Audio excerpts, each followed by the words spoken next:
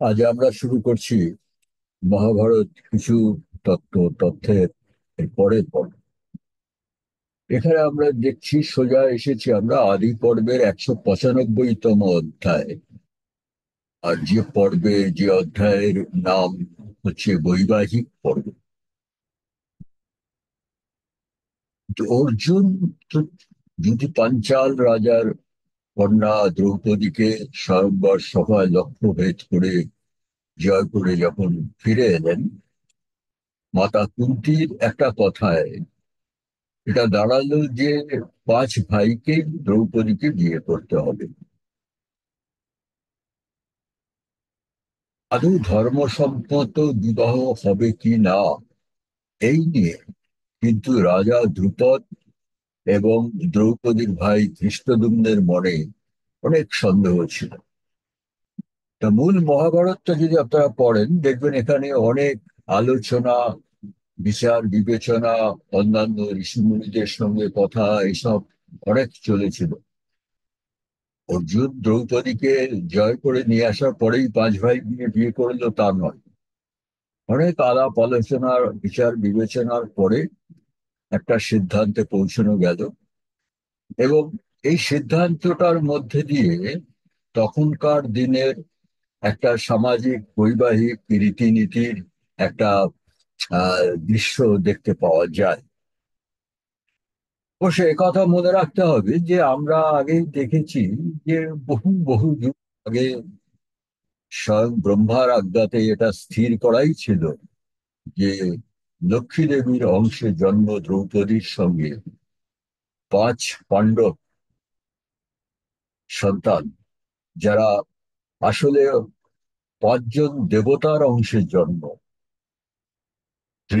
যুধিষ্ঠির ধর্মরাজের অংশে জন্ম, ভীম পবন দেবতার অংশে জন্ম, অর্জুন ইন্দ্রের বংশে জন্ম, নকুল সহদেব অশ্বিনী কুমার দয়ের অংশে জন্ম। পাঁচ দেবতার অংশে জন্ম পাঁচ ভাইয়ের সঙ্গে যে লক্ষ্মী অংশে জন্ম দ্রৌপদীর বিয়ে হবে, এটা বহু যুগ আগেই ব্রহ্মার আজ্ঞায় স্থির ছিল। কিন্তু ব্রহ্মার আজ্ঞা তো আর এই মর্তলোকের মানুষের পক্ষে জানা সম্ভব নয়। শুধু দু একজন মহাত্মা লোক যেমন ব্যাসদেব তারা জানতেন।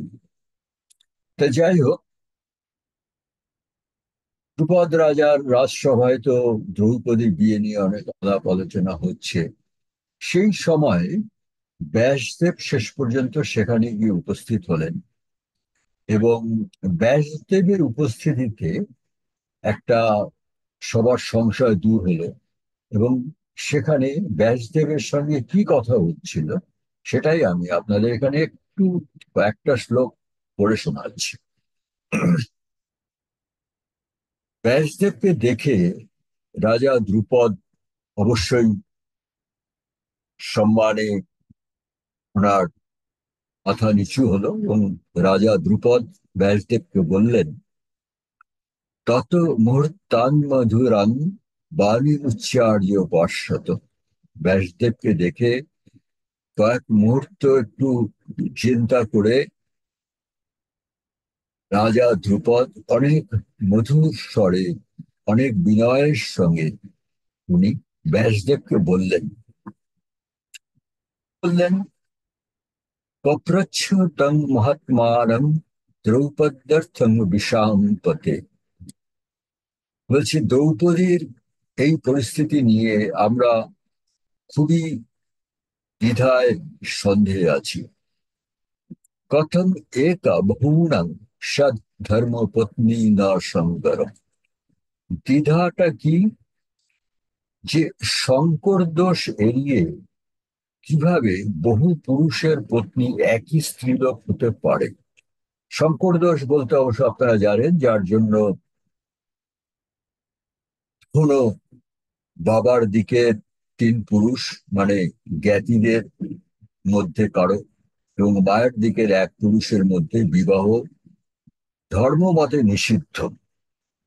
কেউ করলে আইন সেটাকে মেনে নেয়, কিন্তু ধর্ম মতে নিষিদ্ধ, যাতে শঙ্কর দোষ না হয়। শঙ্কর দোষ হচ্ছে এরকম যদি নিজের জ্ঞাতি এবং নিজের নিকট আত্মীয়ের সঙ্গে বিবাহ হয়, তাহলে বর্তমান বিজ্ঞানের যেটা আহ, এই বিষয়ে যে কথা বলছে, বর্তমান কালের বিজ্ঞান, যে মানুষের যে নতুন সন্তান হবে তার যে জেনেটিক কনফিগারেশন বা তার যে জিনের মধ্যে কোনো ক্ষতিকারক কিছু না থাকে, এবং দেখা গেছে ইনব্রিডিং হলে, মানে নিজের নিকটাত্মীয়ের সঙ্গে বিবাহ হলে, এই জিনের মধ্যে, সন্তানের জিনের মধ্যে নানা রকম অসুবিধাজনক অংশ থাকতে পারে। এই বিজ্ঞান অবশ্য মহাভারতের, ভারতবর্ষে ঋষিমুনিদের জানাই ছিল। সেই জন্য এই সংকর দোষ এড়াবার জন্য বিবাহের কতগুলো বিধিনিষেধ ছিল।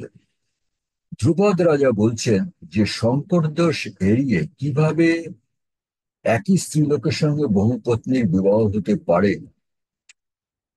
এতৎ মে ভগবান সর্বং প্রব্রবীতু যথা তথম।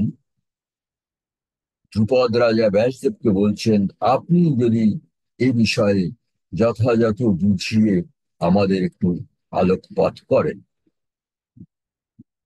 ব্যাসদেব তখন কি বলছেন?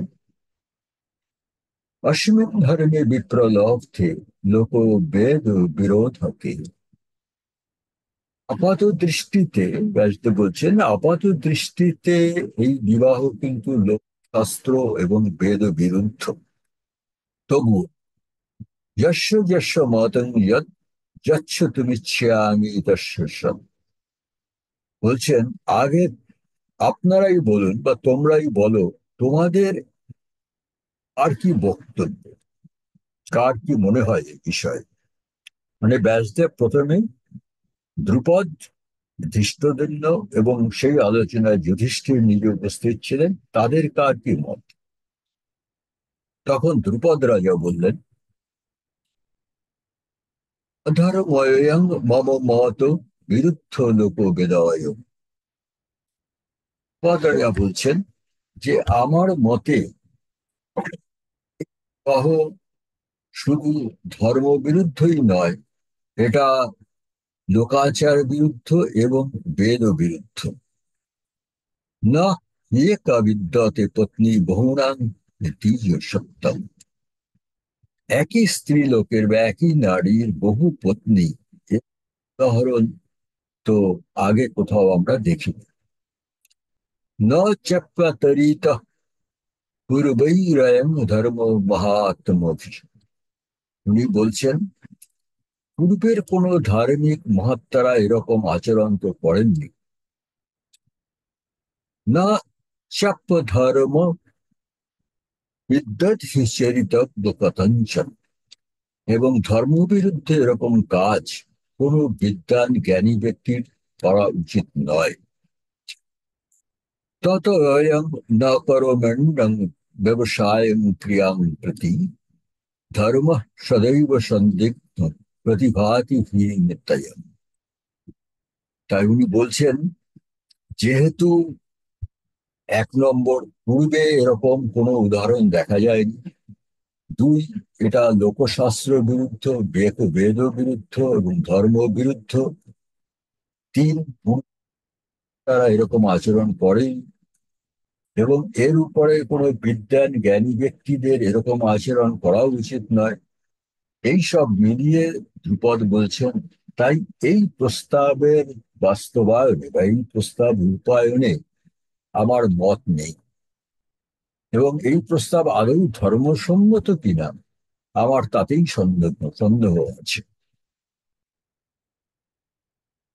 তখন ধ্রুপদ রাজার ছেলে এবং দ্রৌপদীর ভাই ধৃষ্টদ্যুম্ন বললেন, হর্ষ কথং ভার্যাং জ্যেষ্ঠ ভ্রাতা দ্বিজস্ব ব্রাহ্মণ সমভিবর্তিত সবৃত সংস্তপথন। ধৃষ্টদ্যুম্ন বললেন যে আপনি তপস্বী ব্রাহ্মণ, মানে ব্যাসদেবকে বলছেন, সবৃত্ত, আপনি বিস্তৃত করে বলুন যে কোন সদাচারী বড় ভাই কি ছোট ভাইয়ের স্ত্রীর সাথে সহবাস করতে পারে? যশ কথম ভার্যাং জ্যেষ্ঠ ভ্রাতা দ্বিজস্ব। কোনো বড় ভাইয়ের বড় ভাই, মানে আজকের দিনের ভাষায় ভাসুর, কি ভাইয়ের বউয়ের সঙ্গে সহবাস করতে পারে? এটা কি ধর্মসম্মত? নত ধর্মস্য সূক্ষ্মত্যাদি গতিং বিত্ত কথাঞ্চ। কিন্তু খ্রিস্ট ধর্ম এটাও বলছেন ধর্মের গতি প্রকৃতি অতি সূক্ষ্ম, অতি সূক্ষ্ম। এবং আমাদের মতো সাধারণ লোকেদের পক্ষে তো নয়, এমনকি বিদ্বান ব্যক্তিরাও সবসময় তা বিচার করতে পারছেন না। অধর্ম ধর্ম ইতি ব্যবসায় ন শক্যতে। বলছেন যে এই বিবাহ আদৌ ধর্মসঙ্গত না অধর্মাচার, তা আমাদের মতো লোক আমরা বিচার করতে পারছি না। তারপরে বলছেন কর্তুম अस्मदिधৈ ব্রহ্মং তত হয় ন ব্যবশ্যতে পঞ্চানং মহিষী কৃষ্ণা ভবিত্তি অথঞ্চন। তাই ব্যাসদেবকে বলছেন, তাই সব দিক বিবেচনা করে, পুঙ্খানুপুঙ্খ চিন্তা করে আপনি বলুন যে পঞ্চপুরুষের সঙ্গে কৃষ্ণার বিবাহে কি সম্মত হওয়া যায়? এবারে যুধিষ্ঠির বলছেন, যুধিষ্ঠির তো ধর্মপুত্র বলে আমরা সবাই তাকে মানি। যুধিষ্ঠির বলছেন ন মে বাগন রিতম। উনি বলছেন আমি কখনো মিথ্যা কথা বা অধর্ম কথা বলি না। প্রাহ ন ধর্মে ধিয়াতে মতি। এবং অধর্মাচরণে আমার কোনো মতিও নেই, মানে অধর্মে আমার মতি কোনোদিন ছিল না, নেই। মেয়ত্র নৈষ ধর্ম কথঞ্চন। কিন্তু উনি বলছেন যে আমার অন্তঃকরণ বলছে, মানে আমার মন বলছে এ বিবাহে কোনো অধর্ম নেই। দেখুন, যুধিষ্ঠির বলছেন আমার মন বলছে, যুধিষ্ঠির কিন্তু বলছেন না আমি বলছি। কারণ স্বয়ং ব্যাসদেব ওখানে উপস্থিত আছেন। স্বয়ং ব্যাসদেবের চেয়ে উপরে তো আর ধর্ম বিষয়ে কেউ কোনো উপদেশ দিতে পারে না। তাই উনি বললেন আমার মন বলছে বিবাহে কোনো অধর্ম নেই। এবং উনি তারপরেও বলছেন শ্রুয়তে হি পুরাণে অপি। মানে আমি শুনেছি পুরাণে এরকম ঘটনা আছে, জটিলা নাম গৌতমী, মানে গৌতম ঋষির বংশে জটিলা নাম্নী এক নারী শ্রদ্ধাশীতবতী, উনি ঋষিপুত্রী এবং অতি সতী সাধ্বী। তিনি সপ্ত ধর্ম ভৃতাঙ্গরা। উনি ধর্মত 7 জন ঋষিকে ধর্মমতে বিবাহ করেছিলেন। এবং যুধিষ্ঠির আরো বলছেন তথাইব, আরো আমি শুনেছি মুনিজা বার্খি, বার্খি নাম্নী একজন কন্যা, একজন মুনি কন্যা, ঋষি কন্যা, তার নাম বার্খি। তথৈব মুনিজা বার্খি তপোভি ভবিতাত্মরম। তার নাম বার্খি নামের একজন মুনি, যিনি অতি, তার মন সবসময় তপস্যা ধর্মীয় কর্মের মধ্যেই ছিল, সেই বার্খি নাম্নী সেই মহিলা সঙ্গত হুদ দশ ভর্তৃ এক নাম্ন প্রচেত। সেই মুনিকন্যা বার্খি একই নামের দর্শন পবিত্র আত্মা তপস্বী ভাইকে বিবাহ করেছিলেন। মানে উনি 10 ভাইকে একসঙ্গে বিয়ে করেছিলেন এবং তাদের একই নাম ছিল এবং তারা প্রত্যেকেই তপস্বী ছিল। বলে যুধিষ্ঠির দিলেন। শেষে ব্যাসদেব কি বললেন? न तु वखामि सर्वेषां पंचाल शृणु मे शयन। উনি বলছেন, হে পাঞ্চাল রাজ, না তু বক্ষ্যামি সর্বেষাং, উনি বলছেন যে আমি সবার সামনে খুলে বলতে পারছি না। পাঞ্চাল শ্রেণু মেশায়ন, পাঞ্চাল রাজ ধ্রুপদ, উনি আলাদা করে আমার থেকে শুনে কি বলতে পারছি না, সেটা হচ্ছে দ্রৌপদীর পূর্বজন্মের কথা, তারও আগের জন্মের কথা, সব কথা উনি বলছেন আমি সবার সামনে এসব বলতে চাইছি না। পাঞ্চাল রাজ, পরে তিনি পাঞ্চাল রাজ ধ্রুপদকে আলাদা করে এসব বলেছিলেন। যথা এং বিহিত ধর্ম যথস্যায়ং সনাতন,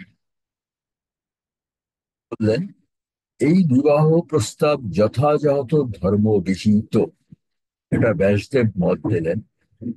যথা চ প্রাহ কুন্তিস্তথা ধর্মো ন সংশয়, উনি বললেন কুন্তি পুত্র যুধিষ্ঠির যা বলেছে আমি তার সঙ্গে একমত। আমার মতে এই বিবাহ সম্পূর্ণ ধর্মসম্মত। এইভাবে ব্যাসদেবের উপস্থিতিতে ঠিক হলো যে পঞ্চ পাণ্ডবের সঙ্গে দ্রৌপদীর বিয়ে হবে। এরপরেও কিছু ঘটনা আছে। আর আমার এই রচনায় আদি পর্ব আমি এখানেই শেষ করছি। এরপরে শুরু হবে এর পরের পর্ব, সভা পর্ব। এই সময় আমার কয়েকটা দিন বিশ্রাম দরকার।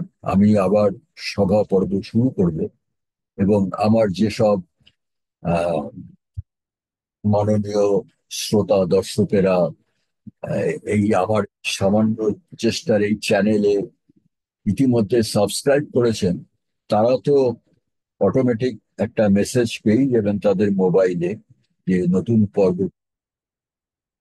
যারা কোনো কারণে এখনো সাবস্ক্রাইব করেননি, তাদের একটুখানি আহ মাঝে মাঝে নজর রাখতে হবে, তখন আবার নতুন করে শুরু হয়। তো আজকে এখানেই শেষ করছি। এরপরে আমরা শুরু করব সভা পর্ব।